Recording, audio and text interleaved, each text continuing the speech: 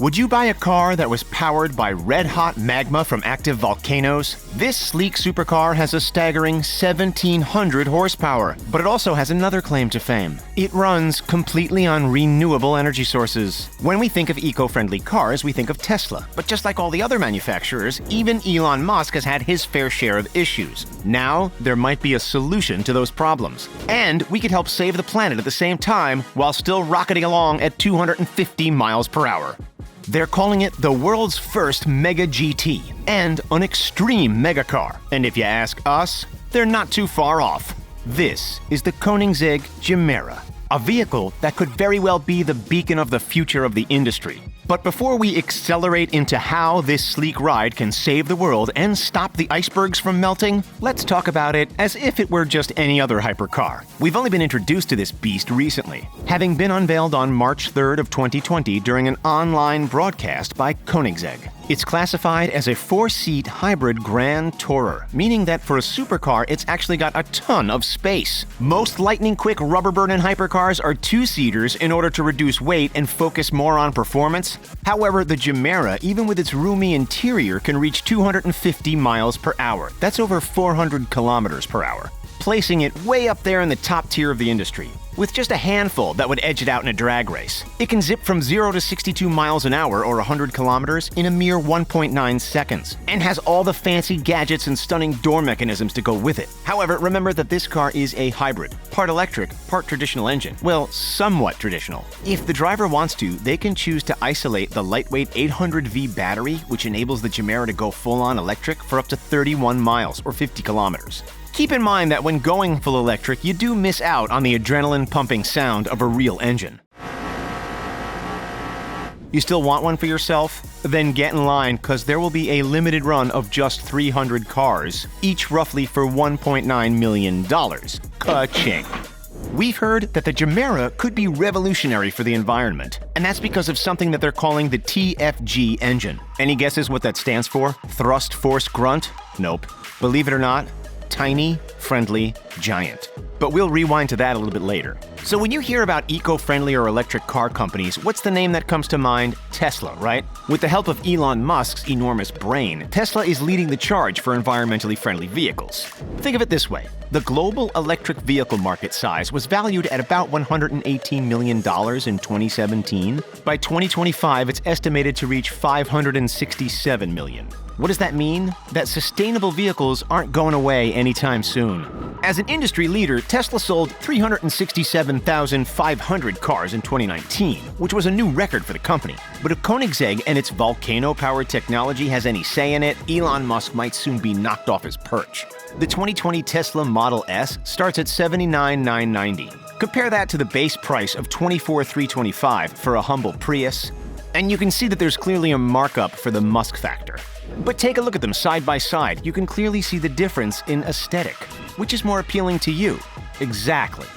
But just because it's a Tesla, that doesn't mean it's without problems. In fact, while the world still transitions from fuel-guzzling V12 engines to electric cars, owning an electric is still problematic. America now has over 20,000 electric car charging stations. Sounds like a lot, but compared to the 168,000 gas stations dotted across the country, it's nothing. It's a lot easier to refuel than to recharge. Over 8 times easier if you go by the numbers. Most of these electric stations are in major cities as well. There are only 10 Tesla charging stations in all of Nebraska, 4 of which are in Omaha. Think you'll find one out in the back roads? No chance. North Dakota only has 6. You see our point? If you want to take a road trip across the USA in an electric car, you better not take any detours. It's not just Tesla that faces issues with going full-blown electric. There are heaps of problems with other brands in the market as well. A lot of people would agree that electric vehicle technology still needs work. Why? Because yes, they've been able to tick off the zero emissions box, but they haven't made it a universal driving solution. The reality is that unless you're living in the San Franciscos or Austins of the world, electric batteries can't power long enough journeys, and the time to recharge is substantially more than it is to fill up a tank of fuel. If you want more mileage for your EV, then you generally need a bigger battery, and that means heavier cars, which cost more to produce. How long will it take to get the battery technology to a spot where the distance can make that of a gas-powered car? At least a few years, but that's only half the question. The other key factor is that a large range won't be consumer-friendly in terms of price, at least not anytime soon. And the 2020 Tesla Roadster is a perfect example of that. Elon Musk has promised an astounding 620-mile range on this car, which would smash the rest of the industry. The issue? A whopping $250,000 price tag. Some hypercar brands are following suit and going for pure electric or hybrid models. Meanwhile, others are staying true to the traditional engine model. Shall we compare the two groups? Why not? In the hybrid or fully electric column, we've got three cars as examples: the Ferrari SF90, the Pininfarina Battista, and the Porsche Taycan. In the traditional engine column, we've got the Hennessy Venom F5, the SSC Tuatara, and the Bugatti Chiron. Then, in a column all of its own, the volcano-powered Koenigsegg Gemera. Let's start with the Ferrari, shall we? The SF90 is the company's fastest production car and is an electric hybrid capable of hitting 211 miles per hour, with a 0 to 60 of just 2.5 seconds. The Battista is a 1900 horsepower purely electric car that can reach 60 miles an hour in under 2 seconds, even faster than the Ferrari. But the catch is that it only has a range of around 300 miles on one charge. And the Porsche Taycan? Well, that'll be Porsche's first fully electric car, which might not be as fast as the other two, with a 0 to 60 of 3.5 seconds, but it comes much cheaper at just $90,000. Okay, now for our fuel burning units. The Hennessy Venom F5 will set you back $1.8 million. What does that get you? A top speed of 301 miles per hour? The SSC Tuatara, which is also claimed to break the 300-mile-an-hour mark, is slightly cheaper at $1,625,000. But the king of them all, the world's fastest car, which, as you'd expect, has a traditional engine, is the Bugatti Chiron. The company's most powerful car has an 8-cylinder engine that has propelled it to a scintillating top speed of exactly 304.773 miles per hour. But Bugatti CEO Wolfgang Durheimer has said that electrification is inevitable for the next version of the Chiron, although that'll still be a few years away. You know what's not a few years away, though? Alternate fuel options. In a world filled with more ultra-high dollar supercars than ever, the Gemera still stands out. Why? Because of its fuel. The issue with electric cars is the range before the battery dies. The issue with traditional cars is the damage on the environment. So, how do we avoid both of these issues simultaneously? By using a different fuel. A sustainable kind of fuel that the environment produces naturally. Yup, volcano fuel. There are actually a number of different fuel options out there, we just rarely ever hear about them. There's methanol, also known as wood alcohol, biodiesel, which is based on vegetable oils or animal fats, steam, hydrogen, or even liquid nitrogen. The Koenigsegg Gemera? That baby runs on volcano energy. It gets a range of 621 miles, that's 1,000 kilometers. That's more than the Tesla Roadster, which was more than every other electric car. So what is this volcano stuff that we've been rambling on about? Well, remember the so-called tiny, friendly, giant engine?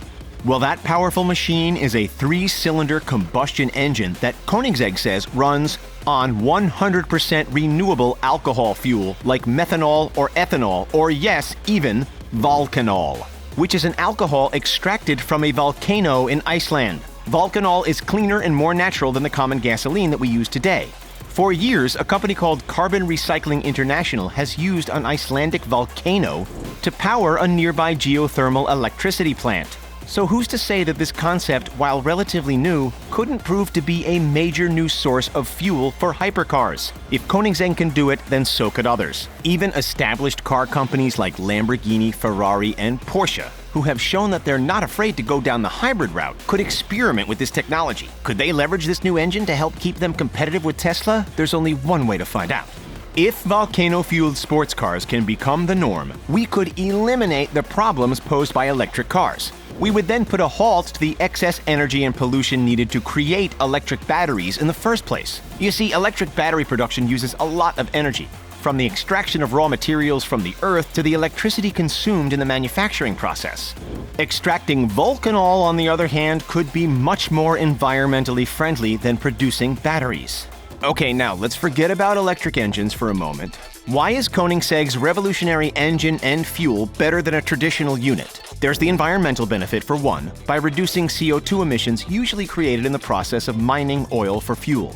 But that's not all. It'll also benefit the consumer. Yep, all of us. Sure, the Koenigsegg Gemera is expensive right now, but remember, this is new technology. Underneath it all, the fact is that the TFG engine is about half as costly to build as Koenigsegg's 5.0-liter twin-turbo V8. Half the price.